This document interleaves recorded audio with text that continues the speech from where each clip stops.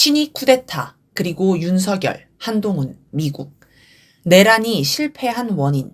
윤석열의 내란, 즉 친위 쿠데타가 3일 천하는커녕 3시간도 못 버티고 실패로 끝났습니다. 사람들은 윤석열이 자폭을 선택했다고 이야기합니다.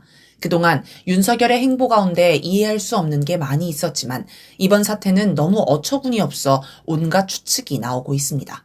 일단 윤석열 일당은 조직적인 준비가 제대로 안 되어 있었습니다. 이번 내란의 핵심 작전은 계엄군이 국회를 봉쇄해 국회가 계엄 해제를 요구하지 못하게 막는 것이었습니다. 그런데 이걸 제대로 하지 못해 2시간 반 만에 국회가 계엄 해제 요구안을 가결했습니다. 당시 상황을 시간대별로 복기해 봅시다. 윤석열이 긴급 담화로 비상계엄을 선포한 시간은 3일 밤 10시 23분입니다. 그러자 10시 42분 민주당은 소속 의원들을 국회로 긴급 소집했습니다. 11시 4분 서울경찰청 국회경비대가 국회 출입문을 폐쇄했습니다. 비상계엄을 선포하고 40분도 더 지나서 국회를 막기 시작한 것입니다. 그 사이에 여러 국회의원이 국회에 들어갔습니다. 또 뒤늦게 도착한 국회의원들은 담을 넘어 국회로 들어가기도 했습니다. 어떤 출입문에서는 경찰끼리 국회의원이면 들여보내야 하는 거 아닌가라며 논쟁을 하다 출입을 허용하기도 했습니다. 한마디로 국회 경비대의 통제가 허술했습니다. 시간이 지나 11시 25분 윤석열이 계엄사령관의 육군참모총장을 임명했습니다. 계엄을 선언한 지 1시간도 더 지난 시점입니다. 계엄사령부가 포고령 제1호를 발표한 건 11시 27분.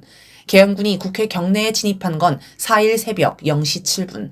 계엄군이 국회 본청 출입문을 봉쇄한 건 새벽 0시 22분입니다. 계엄군이 국회가 열리지 못하게 하려고 한다면 당연히 국회를 먼저 점령하고 국회의원이 못 들어오게 할 것입니다. 그러나 계엄군의 국회 진입이 늦어지면서 상당수의 국회의원이 이미 국회 본청에 들어갔기 때문에 오히려 국회의원과 보좌관들이 계엄군의 본청 진입을 막는 상황이 펼쳐졌습니다.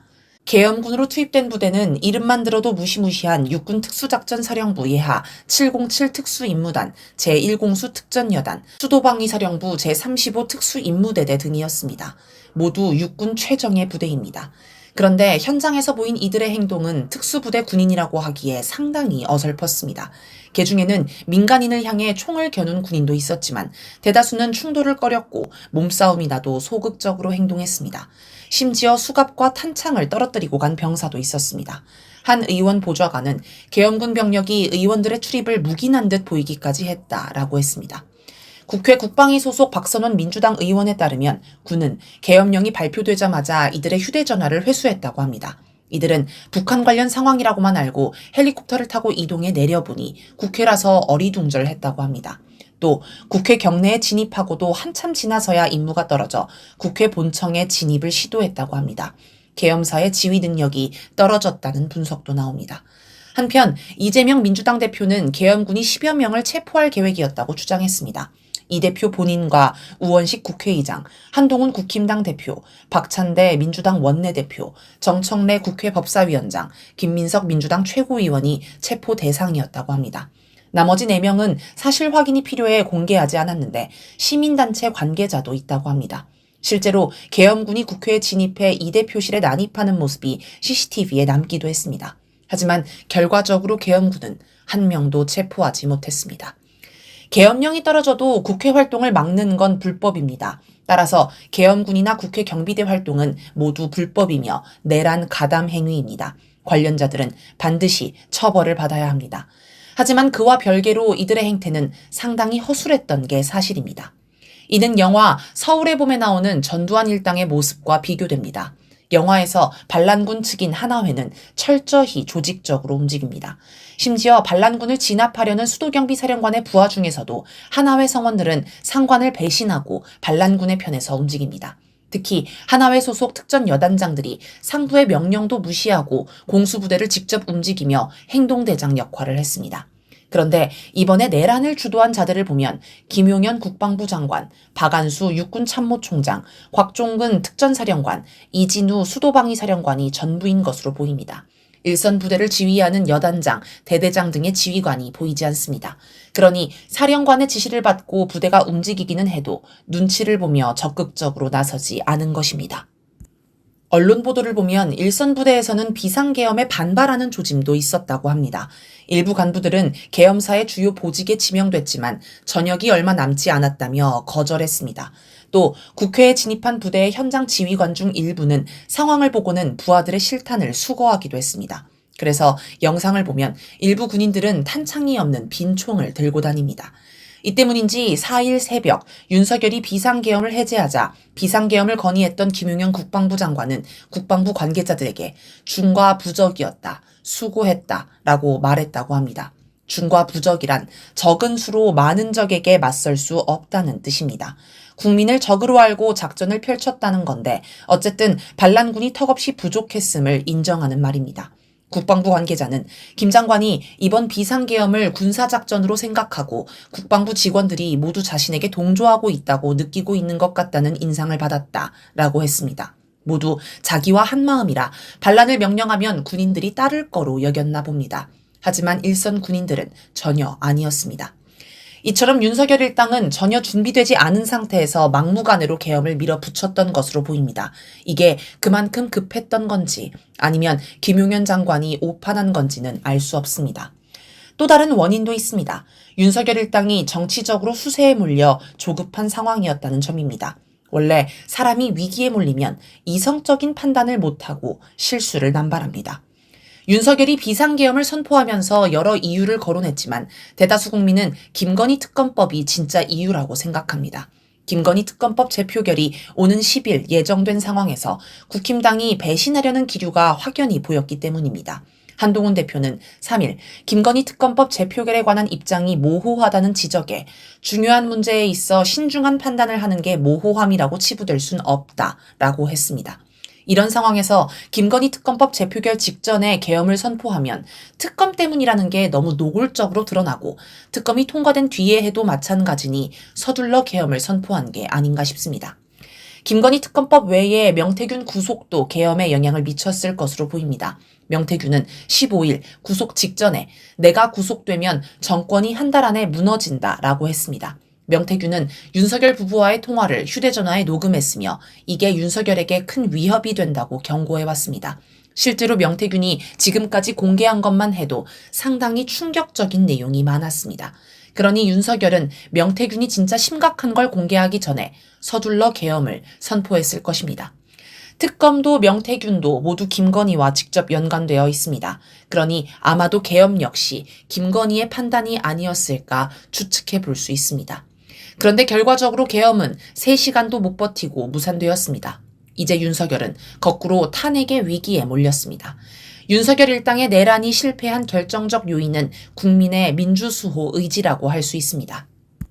계엄 선포와 동시에 국민들은 자발적으로 국회에 모였습니다. 이들은 차량을 동원해 경찰버스의 이동을 방해하고 맨몸으로 계엄군의 장갑차를 막아 돌려 세웠습니다. 계엄군이 총을 들고 위협해도 물러서지 않고 계엄 철폐를 외치며 국회의원들이 계엄 해제 요구안을 통과하도록 보장했습니다.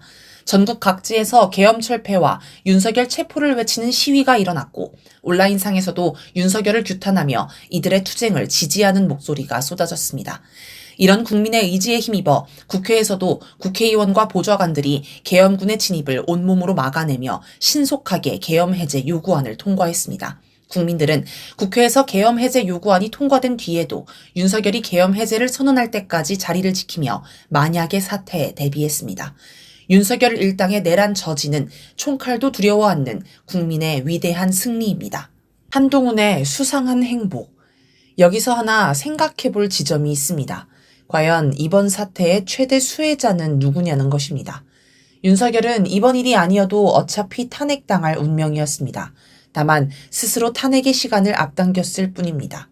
만약 이 상태로 윤석열이 탄핵당하면 야당의 정권이 넘어가는 건 불보듯 뻔했습니다.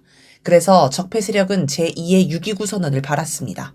한동훈 대표가 윤석열과 적당히 갈라선 것처럼 보이면서 자연스레 한 대표에게 권력이 넘어가는 모양새를 만들려고 했습니다.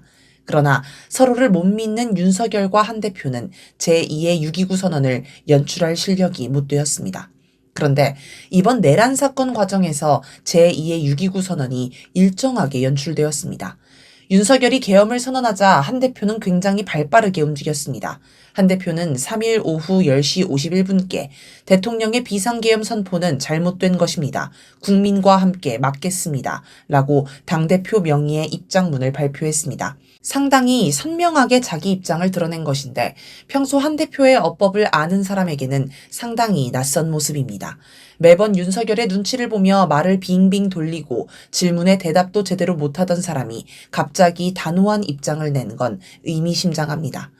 많은 이들이 한 대표의 입장문을 뉴스 속보로 전해 듣고 여당 대표가 반대했으니 계엄도 끝나겠구나 라고 직감했습니다.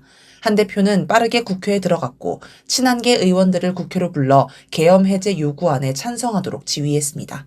사실 계엄 해제 요구안은 국힘당 의원이 없어도 충분히 통과될 수 있었습니다. 하지만 국힘당 의원들이 가세하면서 여당도 반대한다는 그림을 그려 힘을 실었습니다. 반면 추경호 원내대표는 의원들이 국회에 가지 못하게 국힘당 당사로 불러들였습니다.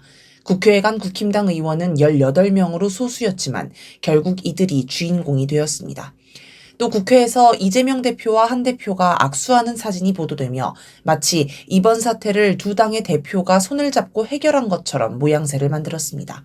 계엄 해제 요구안이 가결되는 장면을 생중계한 유튜브 댓글에는 한 대표를 칭찬하는 글이 심심찮게 나왔습니다. 한동훈이 이번엔 잘했다. 한동훈 대표님 고맙습니다. 같은 댓글들이었습니다. 이렇게 한 대표는 계엄 해제에서 무시 못할 굵직한 지분을 차지하게 되었습니다. 계엄이 해제된 후 4일 오전 7시 진행된 국힘당 최고위에서는 윤석열 탈당, 내각 총사퇴, 김용현 장관 해임이 신속하게 결정됐습니다. 친윤계로 꼽히는 인유한 최고위원도 찬성했고 추경호 원내대표만 이에 반대했다고 합니다. 이어진 의원총회에서는 윤석열 탈당을 두고 격론이 벌어져 결론을 내지 못했습니다. 그러나 한 대표는 기자들에게 윤석열 탈당을 계속 요구할 거라고 단호히 말했습니다. 이처럼 당내 소수파 대표로 겉돌던 한 대표는 이번 내란을 계기로 빠르게 당을 장악했습니다. 그렇다면 이 모든 게 윤석열과 한 대표가 서로 짜고 약속 대련을 한 것일까요? 그간의 행보를 보면 둘 사이의 관계가 그런 걸 할 정도로 신뢰가 남아 보이지는 않습니다. 그리고 여러 정황에서 윤석열은 계엄을 진심으로 했다는 게 드러납니다. 따라서 한 대표는 뭔가 다른 이유로 윤석열을 반대하는 편에서 적극적으로 자신감 있게 행동했다고 볼 수 있습니다. 여기서 미국의 행보를 잘 볼 필요가 있습니다. 육군 최정예 부대가 움직이는데 주한미군이 몰랐을 리가 없습니다.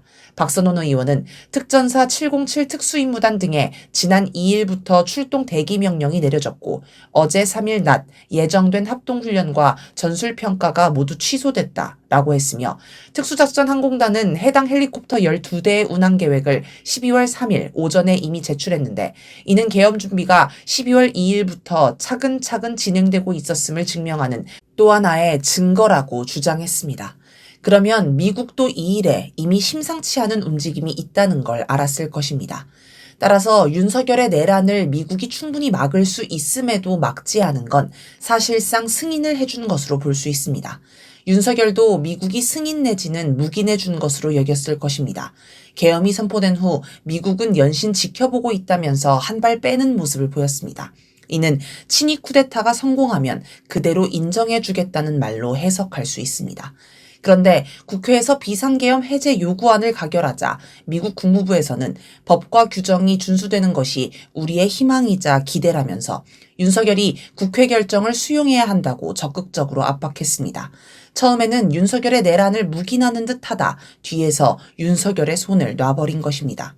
그렇다면 혹시 미국이 한 대표를 움직인 건 아닐까요? 제2의 6.29 선언을 제대로 못하니 내란 상황을 활용해 한 대표가 제2의 노태우가 될 수 있도록 판을 짠 것 아니냐는 것입니다.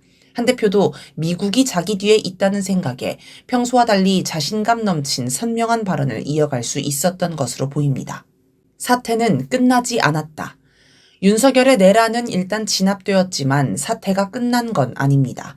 윤석열은 4일 한덕수 총리와 한 대표, 추경호 원내대표 등 국힘당 핵심 인사들과 만나 야당이 정부 발목을 잡는 사정을 국민에게 알리기 위해 계엄을 선포했다는 황당한 변명을 했습니다. 또 임기 중단은 없다고 못을 박았습니다. 전혀 반성의 기색이 없었습니다. 한 대표는 윤석열 탈당을 촉구하면서도 탄핵에는 반대한다고 밝혔습니다. 아직은 한 대표가 이재명 대표를 제치고 대권을 줄 수준이 아니기 때문에 지금 탄핵당하면 안 된다고 본 것입니다. 아마 한 대표가 더 몸집을 불릴 시간을 벌려고 할 것입니다. 한편 4일 정오 국회 본청 앞에서 열린 윤석열 퇴진 촉구 비상시국대회에서 이재명 대표는 윤석열이 계엄을 또 시도할 것이며 비상계엄 조치가 실효성이 없다고 판단되는 순간에 그들은 국지전이라도 벌일 것이라고 경고했습니다. 이미 계엄을 한 번 실패했고 김용현 장관도 그만둔 마당에 똑같은 계엄을 또 시도하기는 쉽지 않습니다. 군대도 공무원들도 모두 윤석열에게 등을 돌린 거나 마찬가지라서 먹히지 않을 것입니다. 하지만 국지전은 가능합니다. 이 부분에서 윤석열과 미국의 이해관계가 부합하는 면이 있기 때문입니다.